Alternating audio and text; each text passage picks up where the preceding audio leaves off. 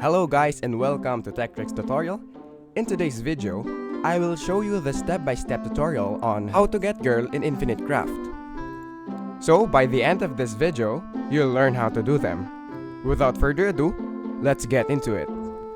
The first thing that we need to do is to combine water and water to create a lake, then combine 2 fire to create volcano.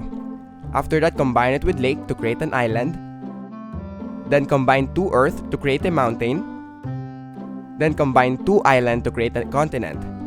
After that, combine continent with mountain to create Asia, then combine it with island to create Japan. After that, combine water and fire to create a steam, then combine it with Japan to create an anime. After that, combine earth and wind to create dust, then combine it with earth to create planet. After that, combine wind and dust to create sandstorm, and combine it with planet to create Mars. After that, combine earth and water to create plant, then combine plant with Mars to create a potato. After that, combine it with fire to create a chip, then combine chip and fire to create a cookie. Now finally, combine cookie and anime to create a girl. And that is basically it for this video. Thank you guys for watching Tech Tricks tutorial. I hope you learned something, and please don't forget to like and subscribe. Have a great day everyone.